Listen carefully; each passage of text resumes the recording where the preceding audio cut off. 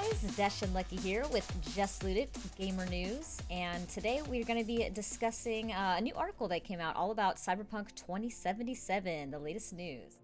So we got an interesting piece of news today from Cyberpunk 2077's team member, Miles Toast. He came out and said, I think people tend to forget that Cyberpunk 2077 is RPG first and foremost, right? So customization and equipment choices, making choices in the skills you have, the talents, how your character looks, how you choose dialogue is the center stage of this experience. So Toast is responding to either concerns or excitement where people are looking at it and going, hey, it's a shooter, for better or worse. That's how some players are responding to it. And he's saying, hey, wait a second. It's much more than that. Yeah, it's not a shooter. It's a lot more. It's still at its very core a RPG. The shooter aspect is like a extra element, but it's not like the core of the game, correct? Yeah, correct. I think some people look at this game and think, oh man, it's first person, has guns, therefore it's a shooter. Wow. And that's a very surface level assessment. I think in many ways, it's a much, much deeper role-playing experience than Witcher 3. So this is going to be reassuring to a lot of players who have been looking at this game. I know I myself have kind of fallen into this category where I'm looking at the game and I'm going, oh man, I loved Witcher 3, but I tend to get bored fast when it comes to single player shooters. There's just not enough depth. Too samey. Like Yeah, it doesn't feel like there's enough of the story there for you can progress. Exactly. There's not enough like depth there for me. Yeah. And character development and different branches on the trees that I can take to make my playstyle feel very unique from one playthrough to the next. Yeah. Otherwise it feels too like one-dimensional. Yeah, you're just clicking heads and you're changing which weapon you're clicking on the head with. Right. And so this is very reassuring for players like myself who very much enjoy that RPG aspect where every choice you make has a potential consequence and there's dialogue options, and You have more of like a say in how the story progresses and like how it evolves versus seeing how many kills you could get. exactly. And there's a great deal of potential for one playthrough to have a very different experience from the next, and Yeah, for that you to build your replayability. character, yeah, for you to build your Yeah. character in such a way that it plays very different the first time you play it as opposed to second, third, or hopefully 10th time you play it. We're lucky. I love that you said there's going to be a lot of options for, I think you said customization they're focusing on. Me personally, I love when I can customize how my character looks and really make it my own as far as like skills and weapons and gear and all that. And so it's cool that it Absolutely. sounds like it's not like a cookie cutter thing where it's like it's this life path you're going to be stuck to like one type of weapon or one type of gear. It sounds like there's going to be some freedom there to explore, correct? Absolutely. It sounds like the Nice. life paths are going to be more about unlocking various dialogue options, thought processes that only someone with that background might be capable of having, or Okay. insight into situations that you wouldn't have unless you've lived in Like that world or grew up like yeah, grew up, like, in exactly, that. lived in that world and you've had those experiences. Yeah. But you could still, it sounds like you could totally drive whatever you want to drive, or even use whatever weapon you want to use. How you build your character seems to be, Really customizable. yeah, it's very separated from the background that you choose. It's just how you get to that build and how you unlock those things that might deviate. Some things might be easier or harder based on your life story. Okay, cool. So as you guys probably can tell, the developers have been slowly kind of releasing some tidbits here and there for us to kind of like, piece together what exactly Cyberpunk 2077 is going to be. So we're going to go over a little bit more of that for you guys today and share what we know so far. So one of the other pieces of information that they've let out is that players are going to be able to influence how a cutscene plays out, not just by the choices they make, but by how they act. For example, while you're in a cutscene, you could be looking around. that's cool. Yeah, you could be looking around to catch wind of perhaps clues that might suggest you're going to be sneak attacked soon, or, who knows, potentially looking around too much might make them think, hey, why is this guy so nervous? Yeah, like why? Like maybe they become suspicious of you. Yeah, exactly. Oh, They cool. didn't tell us how um, how fleshed out this system is going to be or how in depth. All they've said is that it exists and you won't be locked into a certain camera angle through the duration of some of these cutscenes, and that you will be able to glean certain information while you're in these cutscenes. Gets to cheat your eyes. Yeah, exactly. So, kind of head on a swivel, take advantage of being able to look around. Don't assume that your camera's locked into place. Be aware of your surroundings. Maybe just kind of like it's over well if you're talking to that NPC kind of a thing. Absolutely. Might come in handy. Especially if you're talking to perhaps an individual that you don't know and you don't trust all that well yet. Yeah, that's a good point. Oh, I love that aspect. That's going to be really cool. Is that unique to this game, or do you know if that's been done in other games before? I know that there's been games where you could kind of move the camera around during the cutscenes, but I can't recall any off the top of my head where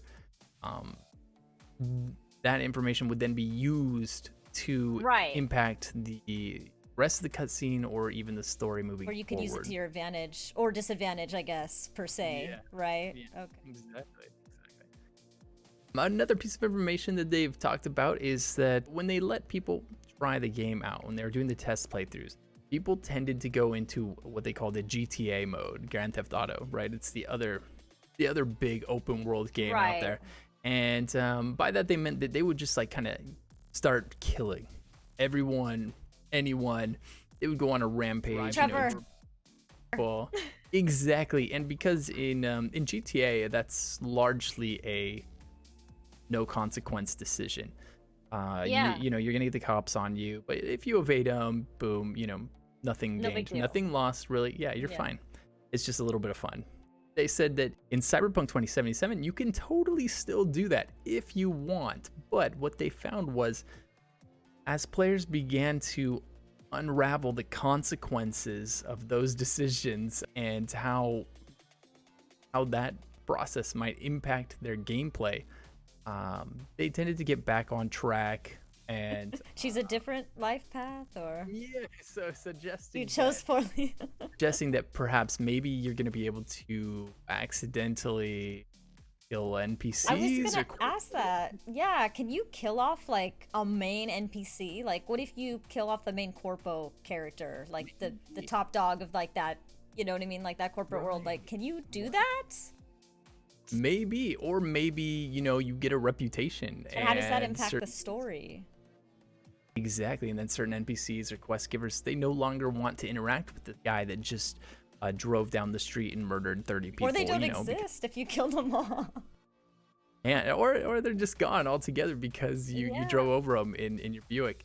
So yeah, absolutely. Or whatever we're driving in 2077. That's true. The flying car? I want the flying car. No, it sounds like well, from what I'm hearing, like we have cutscenes where we're in this flying vehicle, but we can't actually fly it. Yeah, but we're not actually going to be flying it ourselves. I know, right? Yeah, give us Maybe they're keeping it a secret. Maybe that would be cool. Or perhaps, or you can unlock it. Saving it for Cyberpunk 2078. Who knows? Or an expansion, or there you go. Yeah, the blood and circuit board expansion, whatever they want to call it. Yeah. Okay, so like all of the bits of information they give us, they touch on it, but they don't give us the specifics. They haven't confirmed or denied whether you can kill specific quest-giving NPCs or anything like that. They just mentioned that, you know, you could do the GTA thing, but you're most likely not going to want. They didn't specify as to why an experience on our own. I feel like that's actually really cool to hear, because you think it would be more like they're trying to, like, I don't know, market it as like an action movie, say, like Fast and Furious type thing, maybe like GTA because of GTA's success, but they're really telling us, it sounds like, that the story stands alone on its own. I mean, you have that aspect for those that want it, but the game doesn't rely on just that aspect. There's actually way more involved. And I think that's a very smart move on their part. I think that that's a huge part of what CD Projekt Red's fan base. At this point, they've established so much out in our minds. We would buy just about anything they release until they give us a reason not to, because the games they've been putting out have been consistently so good.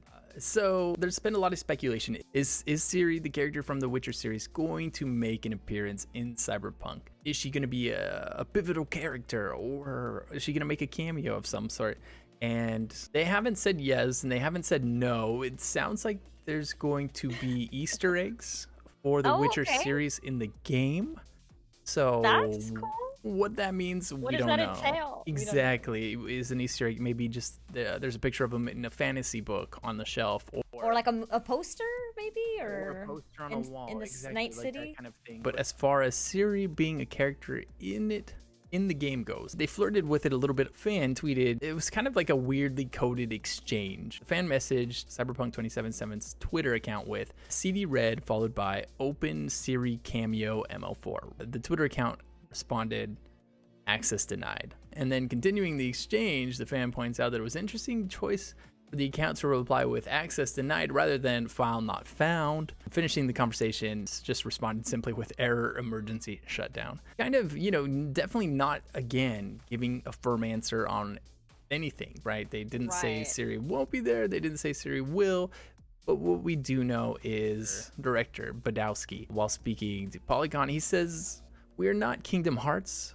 We are not joining universes." And he says, "I know there are a lot of fans on the team that would like to have Ciri in the game, but I'm totally against it still." So the director, the game director himself, has made it very clear that he doesn't want Ciri in the game, just doesn't see it as necessary. So I can understand, like, yeah, I can see how maybe some fans wouldn't want the two worlds to collide because it might pull you out of it, maybe. But what if Ciri was in disguise? Maybe, right? Like in the future as like a cyberpunk character, totally decked out in like the cyberpunk gear. It's a Ciri that's lived in this world for a while, found a way to mesh. She's not fresh out of Witcher. She's been here for a year or two. She knows how to down. She knows the world. She knows how to blend in. She's more aware of the world than even you are, perhaps. Yeah. So then, what about that? That could be cool. That would be, that'd be interesting. Maybe don't force it into Cyberpunk 2077. Maybe wait for a spin-off game or another series.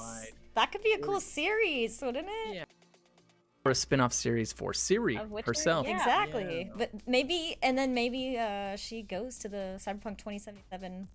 She shows up in Night City. Who knows? I can see that as a series. That would be cool. Very cool. Yeah, I could totally see that. I mean, everybody enjoys her character in the franchise. I think, just to put it simply, it would be distracting to have Ciri there while you're trying to get immersed into this new world and see Ciri's character bouncing around.